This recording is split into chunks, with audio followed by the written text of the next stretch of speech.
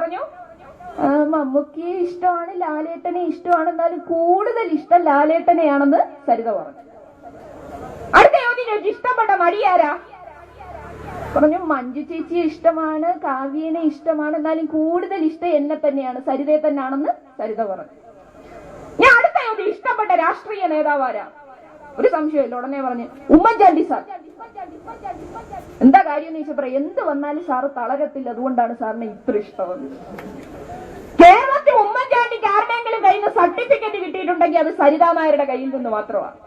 സരിതയ്ക്കും ഷാലുവിനും വേണ്ടിയുള്ള ഭരണം കേരളത്തിൽ നടത്തുന്ന ഉമ്മൻചാണ്ടി. ഞാൻ അടുത്ത ആളുണ്ട്, ആഭ്യന്തര വകുപ്പ് മന്ത്രി, ഫേഷ്യൽ ചെയ്തിട്ടേ പുറത്തിറങ്ങും, രമേശ് ചെന്നിത്തല. ചെന്നിത്തലയുടെ ഏറ്റവും വലിയ പ്രശ്നം എന്താ? പ്രേമത്തിന്റെ CD എങ്ങനെ പുറത്തുപോയി എന്നുള്ളതാണ്.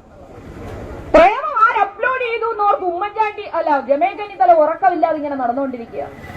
അൽഫോൺസ് പുത്രനെ വിളിച്ചിട്ട് ചോദിച്ചു, നിങ്ങളാണ് അങ്ങനെ ചോദിച്ചത് വട്ടാണോടെ എന്ന് ചോദിച്ചിട്ട് അൽഫോൺസ് പുത്രൻ നടന്നുപോയി.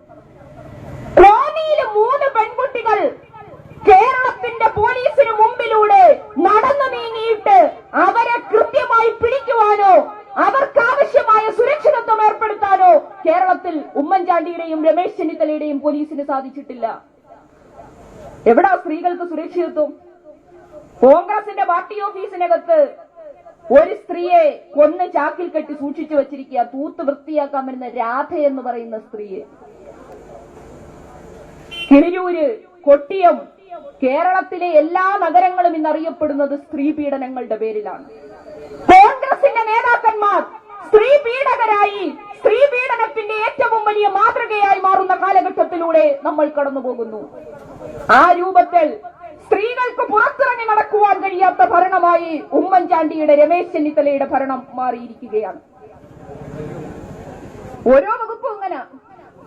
ആര്യാടൻ പറഞ്ഞ് അരമണിക്കൂറെ കറണ്ട് കട്ട് ചെയ്യൂ.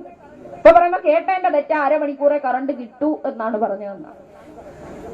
ഇതൊക്കെ പറയുമ്പോ ചിലര് പറയും കോൺഗ്രസ് ഭരിച്ചാലും കമ്മ്യൂണിസ്റ്റ് ഭരിച്ചാലും ഒരുപോലാണ്. അവരോട് 2 ചോദ്യം ഞങ്ങൾ ചോദിക്കുക.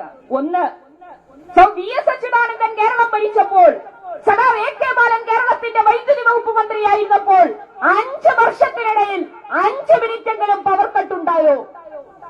ഉത്തരവില്ല.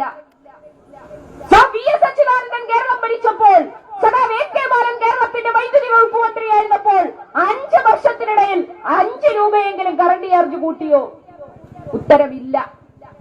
അതാണ് കമ്മ്യൂണിസ്റ്റുകാരനും കോൺഗ്രസുകാരനും കേരളം ഭരിക്കുമ്പോഴുള്ള വ്യത്യാസം.